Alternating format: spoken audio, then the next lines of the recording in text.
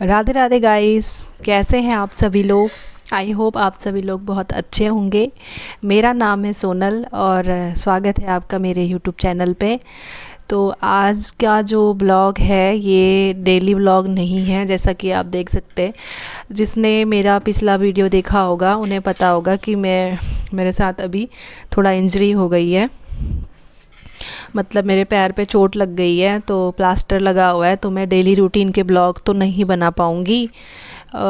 लेकिन हाँ, मैं ना बहुत टाइम से सोच रही थी कि मैं एक वीडियो बनाऊंगी इस टॉपिक में, जो बहुत ही मतलब बहुत लोगों से ये टॉपिक रिलेटेड है, जैसा कि आपने थंबनेल में देख ही लिया होगा। तो बस यही था कि मुझे ना उस हिसाब से एक कभी मैं भूल जा रही थी, कभी मेरे पास टाइम नहीं हो रहा था।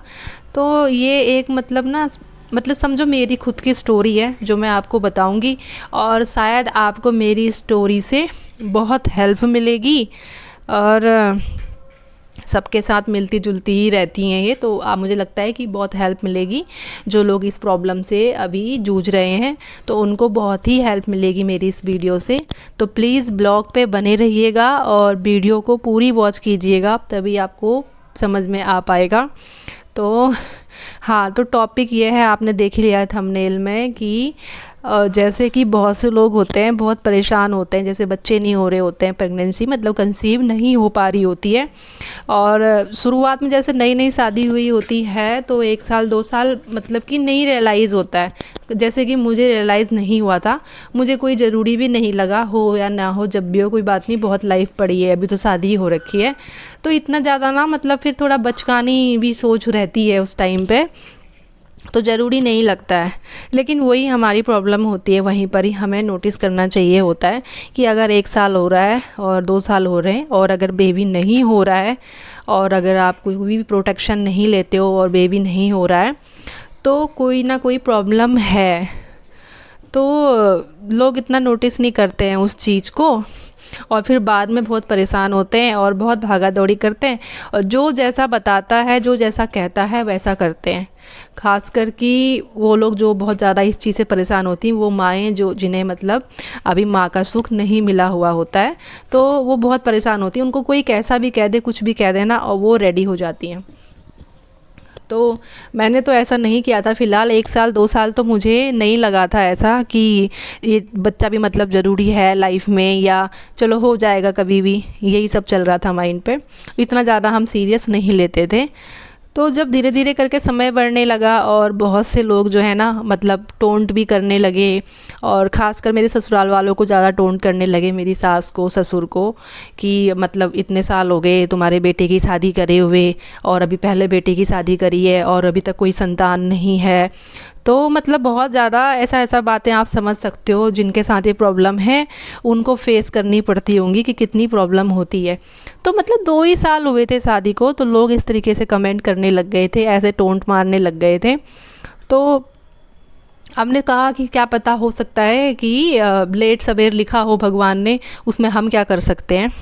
लेकिन मेरा एक रिकॉर्ड रहा है कि मैं कभी भी किसी झाड़ फूक वाले के पास, किसी ओझा के पास, किसी बाबा के पास, या किसी ने कुछ भी कहा, मैं ऐसा नहीं करती थी, क्योंकि मैं इस चीज़ को नहीं मानती हूँ। हाँ, बहुत से लोग होते हैं जिनको जो जाते हैं और उनका इस ऐसा करने से हो जाता होगा, तो वो इत्तेफाक होता होगा। और मैं तो उस चीज़ को यही मानती हूँ कि मतलब वो उनकी वजह से नहीं हुआ होता है, वो हमारे अपने ही कर्मों से और हमारे ही अपने भगवान की देन से ही वो चीज़ें होती हैं।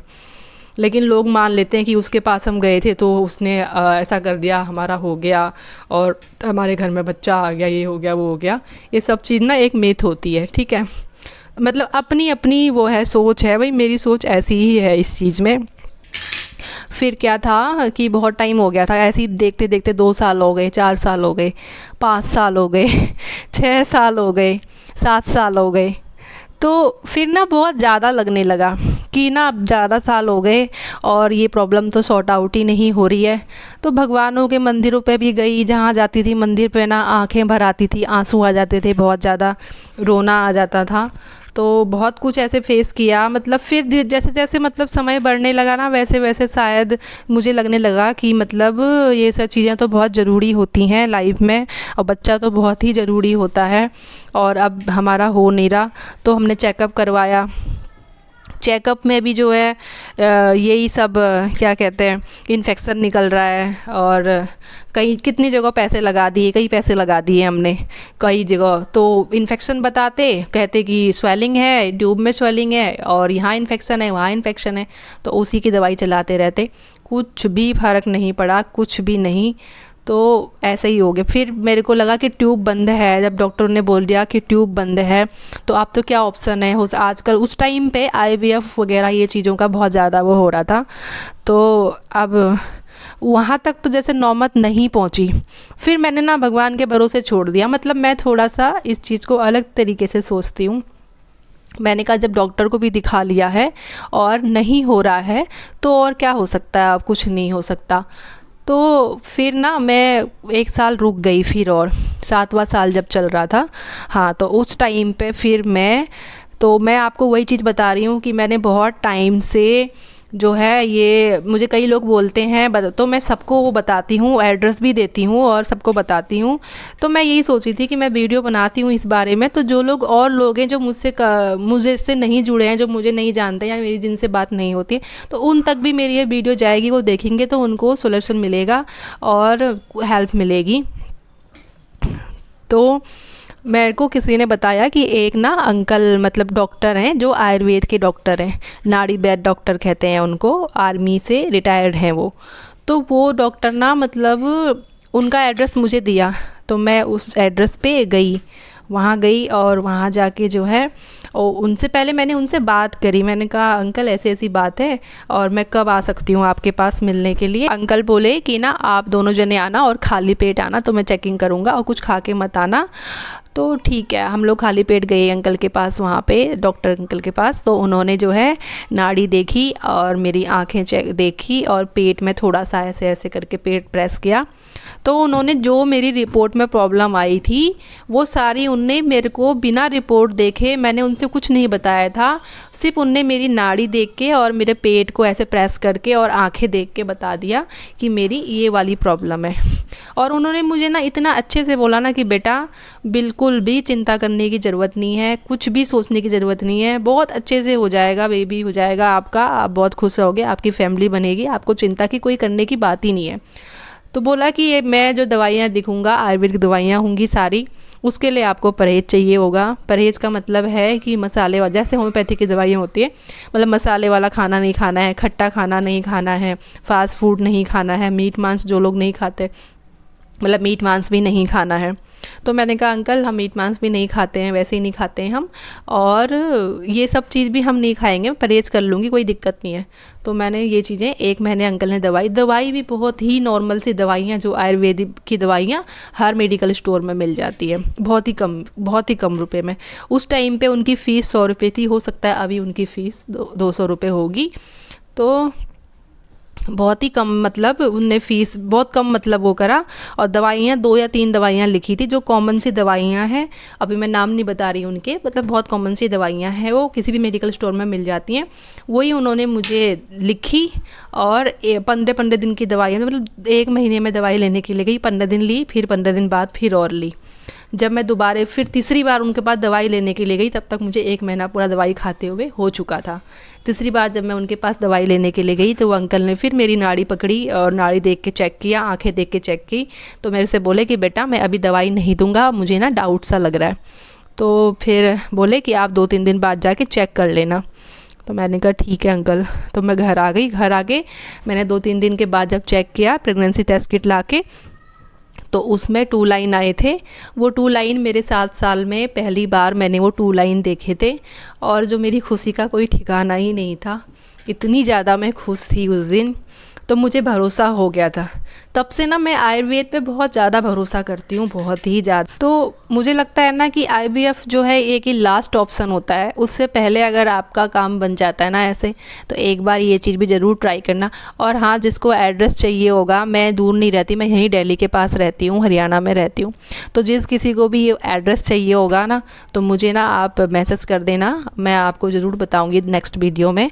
और दवाइयों के भी मतलब मैं आपको बता दूँगी, बहुत ही कॉमन दवाइयाँ हैं और बहुत ही अच्छा। बस इतना है कि आपको परहेज़ करना है, अगर आप परहेज़ कर सकते हैं तो सबसे बेस्ट है। और आयुर्वेदिक का कोई साइड इफ़ेक्ट भी नहीं है, और मैं जो जिन अंकल की बात, जो वो डॉक्टर की बात बता रही हूँ ना, वो अंकल जो हैं उनके पास बहुत ही दूर दूर से लोग आते हैं, अलग अलग स्टेट से उनके पास आते हैं। और वो जितने भी आए हैं ना 100% उनका सबका बेबी हुआ है। हाँ, किसी को जिनकी प्रॉब्लम थोड़ा कम है तो उनको, जैसे मुझे 1 महीने में फ़र्क, जो मेरे 7 साल में मेरे को बेबी नहीं हुआ था, उनकी दवाई से मेरे को 1 महीने में कंसीव हो गया था। तो जिनकी थोड़ा ज़्यादा प्रॉब्लम है कहते हैं, तो उनका मानो 2 महीने 3 महीने लगते हैं, लेकिन प्रॉब्लम जो है जड़ से ख़त्म हो जाती है। उस दिन से ना मेरी कोख भी खुल गई। जो एक बार जो मेरा ये बेबी हो गया ना, उसके बाद मेरी कोख खुल गई थी। फिर मुझे प्रेगनेंसी कंसीव में कोई भी दिक्कत नहीं हो रही थी, आगे भी मतलब बेबी होने के बाद भी। तो मैं यही चाहती हूँ कि जैसा मेरे साथ हुआ ना, मुझे मतलब कि खुशी मिली है ना, मैं चाहती हूँ जो ऐसी कई सारी माएँ हैं जो माँ बनने का सुख चाहती हैं और उन्हें नहीं मिल पा रहा होता है ना, तो उनके लिए ना ये एक बार ना उनने आके एक बार ट्राई करना चाहिए और मिलना चाहिए उन डॉक्टर अंकल से। शायद उनका सोल्यूशन, जो उनका जो ये है प्रॉब्लम है, इसका सोल्यूशन मिल जाए और उनको हेल्प मिले। तो मेरा वीडियो बनाने का आज यही टॉपिक था। और हाँ, मतलब मेरा बेटा कैसे हुआ, क्या हुआ, और ये सब चीज़ फिर बताने में बहुत लंबी वीडियो हो जाती है। तो अभी सिर्फ मैं इतना ही बता रही थी कि मतलब कैसे, कहाँ जाके हुआ और कैसे हुआ। तो ये चीज़ें बस इतना मैंने बताया है आपको, और बाकी की डिटेल अगर कभी जाननी हो तो मैं वैसे बता दूँगी आपको, और आगे नेक्स्ट वीडियो में बता दूँगी। अभी तो इतना ही था कि जो भी माएँ हैं, जो भी मतलब लेडीज़ हैं जिनको ये प्रॉब्लम है, तो उन्हें ना मतलब कि चिंता करनी, यही मेरे जहाँ मैं गई थी वहीं जाओ। मैं नहीं कहती कि मतलब अगर आपका पॉसिबल नहीं है वहाँ आना, तो आप जो है अपने वहाँ भी कोई आयुर्वेदिक हॉस्पिटल होते हैं, आयुर्वेदिक ट्रीटमेंट ज़रूर लेके देखें। और आप लोग के यहाँ भी शायद कोई नाड़ीवेद डॉक्टर होंगे, उनसे मिलें तो बहुत अच्छी दवाई दे, मतलब बहुत अच्छे से, मतलब वो परेशानी पकड़ भी लेते हैं और उस हिसाब से दवाई देते हैं। क्योंकि मेरा तो ऐसा मेरे साथ हुआ है, तो मुझे इस चीज़ में भरोसा हो गया है। तो आपको मेरी ये छोटी सी वीडियो कैसी लगी, यूज़फुल लगी या नहीं लगी, तो प्लीज़ कमेंट ज़रूर करिएगा। और हाँ, अगर आपको एड्रेस चाहिए होगा तो मैं आपको एड्रेस उनका बता दूँगी, आप मुझे कमेंट करिएगा, मैं एड्रेस भी बता दूँगी। और आगे कोई और मतलब फिर कोई टॉपिक ऐसा कुछ होता है तो मैं ज़रूर उसमें वीडियो बनाऊंगी। और आगे को अगर आपने कुछ जानना है तो मुझे कमेंट कीजिएगा, मैं उसमें भी बात करूंगी, उसमें भी मैं वीडियो बनाऊंगी। तो आपको मेरी छोटी सी वीडियो कैसी लगी तो प्लीज़ कमेंट करिएगा। और मिलती हूँ आपको नए ब्लॉग पे नई वीडियो के साथ। तब तक के लिए राधे राधे।